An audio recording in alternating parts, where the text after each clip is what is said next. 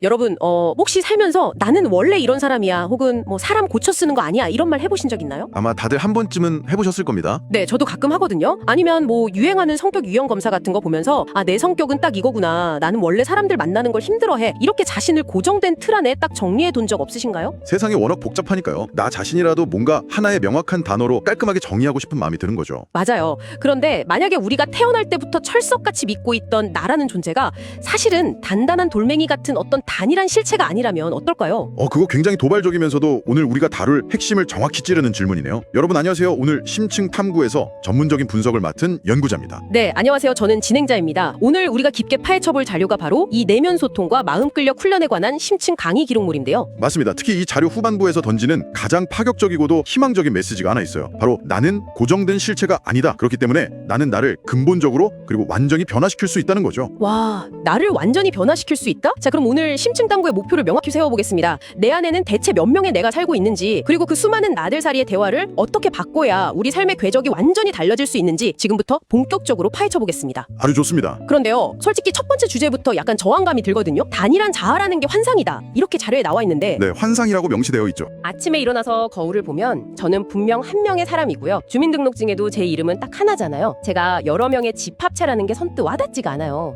그 저항감이 드는 게 지극히 정상입니다. 우리의 뇌가 애초에 그렇게 느끼도록 진화해왔거든요. 뇌 장난 같은 건가요? 비슷합니다. 인지과학자 마빈 민스키의 개념 중에 마음의 사회라는 게 있어요. 이걸 빌려오자면 우리는 단일한 마음이 아니라 서로 경쟁하고 상호작용하는 수많은 마음들이 모인 거대한 마음의 공동체라는 겁니다. 마음의 공동체요. 내 안에 여러 명이 살고 있다. 그렇죠. 그런데 일상생활을 할 때마다 내 안에 수십 명의 자아들이 막 원각회의를 열어서 결정을 내린다고 상상해보세요.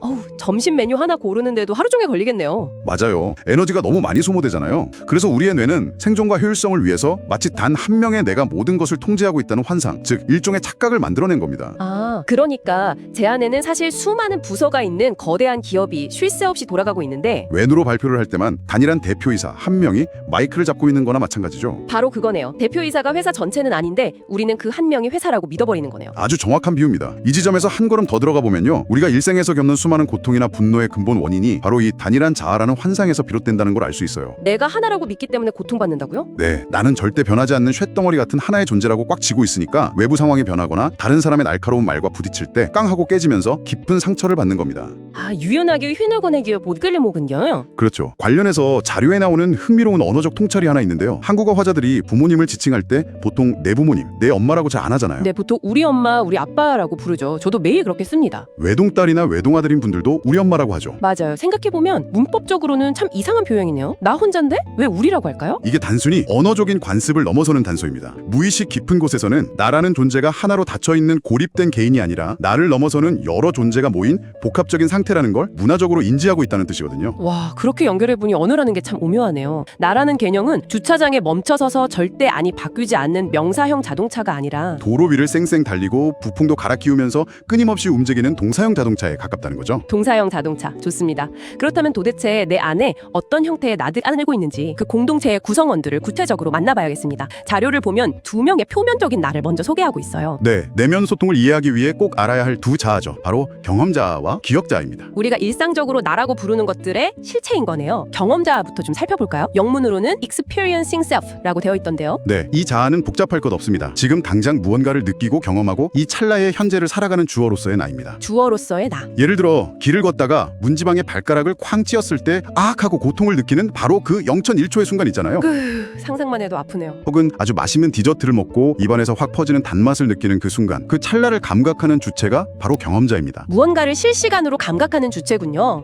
발가락을 찧은 고통은 아무리 시간이 지나도 그 순간만큼은 진짜 생생하잖아요. 네, 현재에만 존재하는 나죠. 그럼 기억자는 뭡니까? 영문으로는 remembering self인데 그 경험들을 차곡차곡 기록해두는 하드디스크 같은 건가요? 하드디스크라는 비유도 좋지만 단순한 데이터 저장소와는 결이 조금 다릅니다. 기억자는 과거의 수많은 경험들을 엮어서 나는 이런 사람이다 라고 규정하는 객체로서의 나예요. 객체로서의 나. 조금 더 자세히 설명해 주시겠어요? 여기서 심리학적으로 굉장히 중요한 구분이 하나 들어갑니다. 우리의 기억은 크게 의미 기억과 일화 기억으로 나뉘거든요. 의미 기억과 일화 기억이요. 네, 한국의 수도는 서울이다. 물은 100도에서 끓는다. 이런 식의 객관적인 정보 중심의 기억이 의미 기억입니다. 학교에서 시험 보려고 달달 외우는 그런 지식들이네요. 그렇죠. 반면에 작년 겨울에 첫눈이 올 때 친구랑 명동거리를 걸으면서 붕어빵을 먹었던 일, 이런 에피소드 중심의 기억이 바로 일화 기억, 에피소딩 메모리입니다. 아, 개인적인 경험이 담긴 이야기군요. 잠깐만요. 그렇다면 나의 정체성, 그러니까 나의 자아를 형성하는 건 저런 딱딱한 지식이나 정보가 아니라 철저하게 일화 기억이라는 겁니다. 인간의 자아는 지식의 나열로는 결코 만들어지지 않아요. 와, 이거 엄청난 포인트네요. 수백 수천 가지의 에피소드들이 모이고 엮여서 만들어진 거대한 이야기 덩어리, 즉 내러티브가 바로 나의 정체성입니다. 점들이 그냥 흩어져 있을 때는 아무 의미가 없잖아요. 네, 그냥 점일 뿐이죠. 그런데 그 점들을 선으로 이어서 별자리로 만들고 거기에 큰 곰자리라는 이름을 딱 붙이는 순간 의미가 생기는 것과 같습니다. 아, 그래서 자료에서 스티브 잡스의 그 유명한 스탠퍼드 대학교 졸업식 연설을 비유로 들었군요. 맞습니다. 바로 그 커넥팅 더 다치죠. 인생의 수많은 무작위한 점들을 선으로 쫙 연결해서 의미를 부여하는 그 스토리텔링 능력, 그게 곧 나의 자아를 만든다는 거잖아요. 정확합니다. 똑같이 힘든 일을 겪어도 어떤 사람은 그걸 내 인생의 끔찍한 저주라는 스토리로 엮고요. 어떤 사람은 이걸 더 큰 성장을 위한 후련이라는 스토리로 엮어내죠. 네, 의미 없는 사건의 파편들에 기승전결이라는 플롯을 부여하는 겁니다. 그리고 이 지점에서 우리 청취자 여러분들의 삶에 직접적으로 적용할 수 있는 아주 강력한 결론이 도출돼요. 어떤 결론이죠? 만약 우리의 자아가 절대 변하지 않는 단단한 콘크리트가 아니라 끊임없이 새로 쓰이고 편집되는 이야기 덩어리라면 어떨까요? 아, 나를 바꾸는 게 가능해진다는 뜻이군요. 네, 나를 바꾸는 방법은 더 이상 모호한 철학이 아니라 아주 명확한 기술이 됩니다. 그러니까 내가 매일 읽는 책, 내가 출퇴근길에 보는 영상, 내가 자주 만나는 사람들이 결국 다 내 이야기의 소재가 되는 거니까 그 입력값을 바꾸고 내 안의 스토리텔링 구조를 재구성하면 나는 완전히 다른 사람으로 다시 쓰일 수 있다는 뜻이군요. 완벽한 요약입니다. 내가 보는 세상이 나의 언어를 만들고 그 언어가 나의 이야기를 쓰고 그 이야기가 곧 나 자신이 되는 겁니다. 정말 매력적이고 희망적인 개념입니다. 내가 나의 작가가 될 수 있다니. 맞습니다. 그런데 여러분, 여기서 끝이 아닙니다. 이 심층 탐구의 진짜 핵심이자 여러분이 오늘 반드시 가져가셔야 할 가장 깊은 통찰은 사실 지금부터 시작됩니다. 뭐 경험자와 기억자 말고 또 있나요? 네, 경험자와 기억자가 인생이라는 무대 위에서 화려하게 혹은 때론 비극적으로 막 연기를 하고 있다면요, 그 무대 뒤편 가장 어둡고 고요한 것에서 이 모든 것을 묵묵히 지켜보는 세 번째 자아가 있습니다. 무대 뒤편의 자아요? 바로 배경자, 백그라운드 셀프. 네, 배경자. 단어 자체에서 벌써 뭔가 묵직함이 느껴지는데요.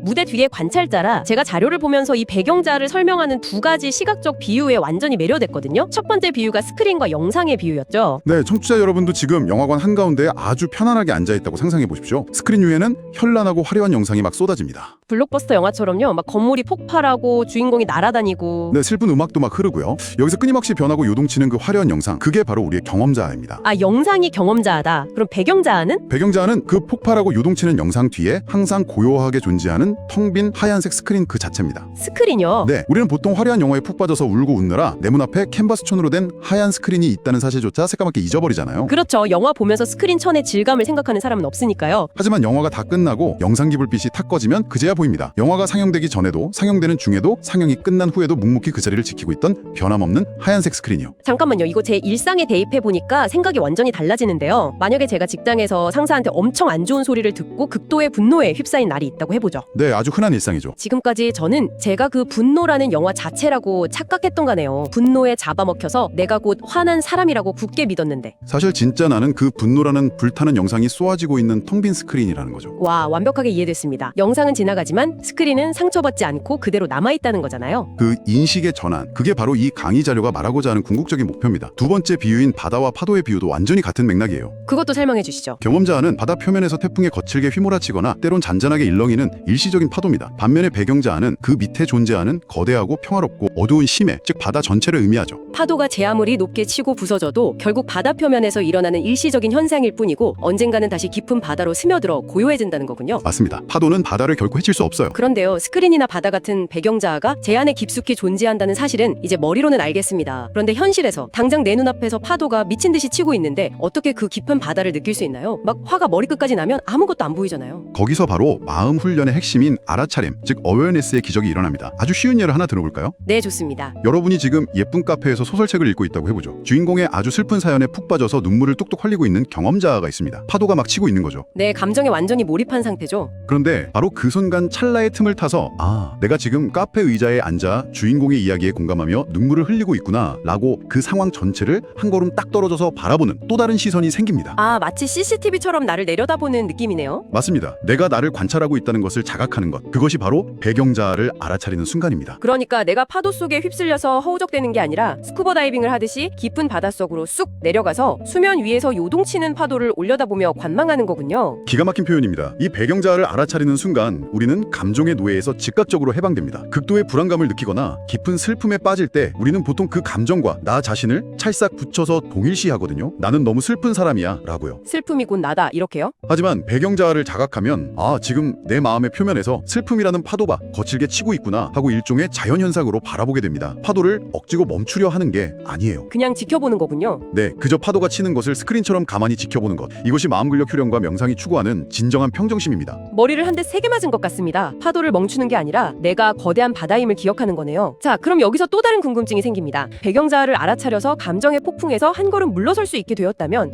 이제 구체적으로 내 무대 위에서 상영되는 영화, 즉 내 안의 스토리를 어떻게 긍정적으로 편집해서 나를 바꿀 수 있을까요? 훌륭한 질문입니다. 알아차림이 완벽한 방어라면 이제 적극적으로 공격할 차례죠. 자료에서는 내면 소통의 가장 강력하고 실천적인 무기로 자리가치 확인, 셀프 어퍼메이션을 제시합니다. 자기가치 확인이요? 그냥 거울 보고 나는 할 수 있다, 나는 멋지다 이렇게 암시를 거는 건가요? 그런 막연한 자기암시 수준이 아닙니다. 자신이 인생에서 가장 중요하게 생각하는 핵심 가치들이 있잖아요. 예를 들어 가족에 대한 헌신, 신앙, 건강, 정직함 같은 것들이요. 네, 사람마다 다 다르겠죠? 그것을 명확하게 정의하는 겁니다. 그리고 그것을 위해 내가 과거에 어떤 구체적인 노력을 했고 앞으로 어떤 노력을 할 것인지 직접 펜을 들어서 글로 써보는 아주 적극적인 행위입니다. 글로 써보는 행위가 그렇게 중요한가요? 그냥 머릿속으로 나는 가족을 소중히 여겨 이렇게 생각하는 것과는 차원이 다른 건가 보죠? 완전히 다릅니다. 이 부분에서 뇌과학적인 원리, 즉 신경가소성이 강하게 작용하거든요. 우리가 머릿속에서 막 맴도는 생각들을 팔자로 꺼내어 글로 적고 스스로 선언할 때 뇌의 전전두피질이 아주 강력하게 활성화됩니다. 전전도 피질이요? 네, 이성적인 판단과 스토리텔링을 관장하는 부위인데요. 이 부위가 활성화되면 불안과 두려움을 만들어내는 편도체의 활동이 즉각적으로 억제됩니다.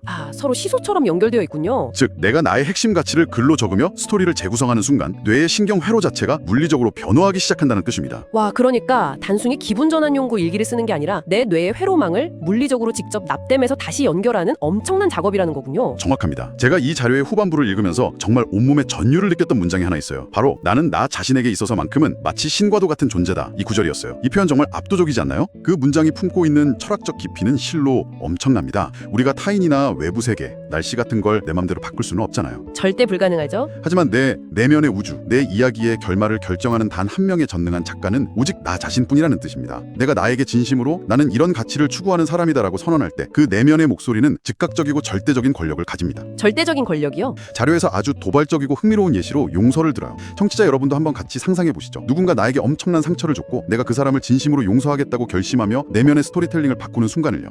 현실적으로 생각해보면 상대방은 나한테 상처를 준 그대로의 뻔뻔한 사람일 확률이 높잖아요. 그 사람은 전혀 반성하지도 않고 일상에서 변한 게 하나도 없을 텐데요. 맞습니다. 상대방이라는 객관적인 현실은 1mm도 변하지 않았을 수 있죠. 하지만 내 안에서 나는 불쌍한 피해자다라는 스토리를 지우고 나는 저 사람을 가엽게 여기고 용서할 수 있는 크고 넓은 사람이다 라고 스토리를 다시 쓰는 거군요. 네, 그렇게 다시 쓰는 순간 나라는 존재는 어떻게 될까요? 불과 1초 전만 해도 분노에 잡아먹혀서 벌벌 떨고 밤잠을 설치던 나약한 사람에서 타인의 악에마저 넉넉히 품어내는 굳건하고 자애로운 사람으로 순식간에 완전히 다른 존재가 되어버립니다. 와, 적은 그대로인데 내가 변해버린다. 환경이 바뀌기를 기다리면서 고통받을 필요 없이 내 안에 내러티브를 수정하는 것만으로도 나를 근본적으로 뜯어 고칠 수 있군요. 바로 그겁니다. 결국 나라는 사람을 절망의 구렁텅이에 빠뜨릴 수도 있고 가장 빛나는 구원자로 만들 수도 있는 유일한 권력자는 다른 누구도 아닌 바로 나 자신이네요. 그래서 스스로에게 신과 같은 존재라는 거고요. 정말 짜릿하고 거대한 통찰입니다. 그렇기 때문에 우리가 매일 매 순간 내 안에서 어떤 대화를 나누고 있는지, 어떤 스토리를 무의식적으로 자동 재생하고 있는지 관찰하는 내면 소통이 우리 삶의 질과 정체성을 완전히 좌우하게 되는 것입니다. 우리는 스스로에게 끊임없이 말을 걸고 딱 그 말대로 만들어져가는 존재니까요. 네, 오늘 정말 꼬리에 꼬리를 무는 깊은 통찰 덕분에 시간 가는 줄 모르고 대화를 나눴습니다. 오늘 다른 방대한 내용들을 청취자 여러분의 머릿속에 쏙 들어가게 아주 짧게 요약해보겠습니다. 네, 네, 정리해 주시죠. 여러분, 우리 안에는 크게 3명의 내가 상호작용하고 있습니다. 찰나의 고통과 기쁨을 온몸으로 느끼는 경험자, 그리고 그 파편화된 에피소드들을 엮어서 나의 정체성이라는 스토리를 만들어내는 기억자. 그리고 마지막으로 이 모든 감정의 파도와 생각의 영화를 텅 빈 스크린처럼 고요하고 묵묵하게 지켜보는 가장 깊은 곳의 관찰자, 배경자가 있죠. 네, 여러분은 절대로 한 번 굳어지면 끝나는, 타인과 부딪혀 깡 하고 깨지는 고정된 돌멩이가 아닙니다. 매 순간 새로운 파도를 만들어내고 펜을 들어 스스로 새로운 별자리를 그려나갈 수 있는 끝없이 깊고 넓은 바다이자 우주입니다. 오늘 당장 일상에 적용해 볼 수 있는 작지만 강력한 미션을 하나 드리고 싶습니다. 오늘 하루 직장에서든 집에서든 갑자기 걷잡을 수 없는 화가 치밀어 오르거나 깊고 우울한 감정이 몰려올 때 그 거친 파도와 나 자신을 동일시하며 휩쓸려가지 마십시오. 바다로 들어가야겠네요. 조용하고 평화로운 바닷속, 즉 배경자로 한 걸음 쑥 물러서 보십시오. 그리고 내 표면에서 치고 있는 그 감정의 파도를 영화관 스크린 위에 비친 영상을 보듯 그저 가만히 관조해 보시길 권해드립니다. 오늘 이 심층 분석을 들으시면서 여러분의 내면에서도 아마 수많은 자아들이 격렬한 토론을 벌였을 텐데요. 마지막으로 여러분께 아주 도발적이고 재미있는 질문 하나 던지면서 오늘 시간을 마무리하겠습니다. 어떤 질문이죠? 지금 당장 이 오디오 탐구를 끝까지 다 듣고 스마트폰이나 컴퓨터 화면으로 손을 뻗어서 정지 버튼을 누르려는 여러분 안에 자아는 과연 누구일까요? 지금 당장 근육을 움직여서 정지 버튼을 누르고 있는 육체적 주체인 경험자일까요? 아니면 그 행동을 하고 있는 자신을 한 걸음 뒤에서 조용히 지켜보고 있는 배경자일까요? 오늘 남은 하루 복잡한 일상 속에서 여러분 뒤에 항상 든든하게 숨어 있는 그 고요하고 거대한 관찰자, 배경자와 반가운 첫인사를 꼭 나눠보시길 바랍니다. 저희는 다음 오늘의 심층 탐구에서 지적 호기심을 자극하는 더 놀라운 이야기로 찾아오겠습니다. 여러분, 텅 빈 스크린처럼 평온한 하루 보내십시오.